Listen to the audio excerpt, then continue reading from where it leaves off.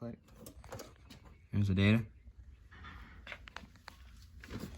And this knob is a little stiff. That's just the way it's designed. You ready? We're gonna start with fan. Put this in here and show you that.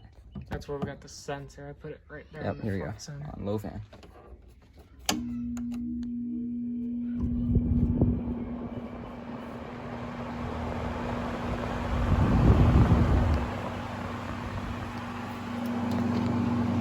Nice. I got that on video. The fan blew it out. See it stopping? Of course, it's got a broad ocean. The fan just, my video just killed itself. Did I just run out of storage?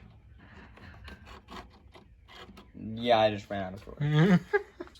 Even though I have 256 gigabytes, I still run out of storage.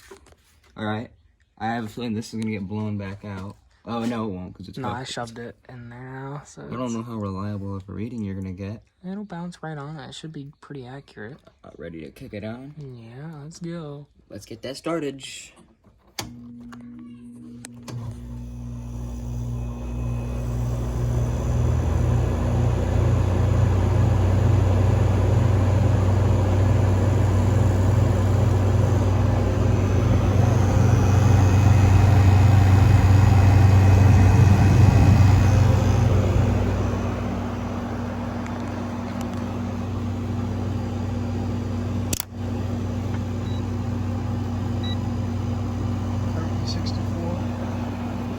That's what's causing it to be a bad reading, the stuff behind it.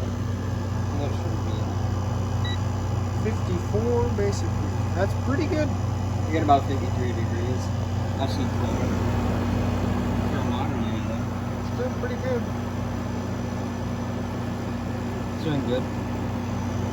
I've seen much colder. My dual inverter pumps out way colder than this. Probably because it's R32. Much better unit than both of these.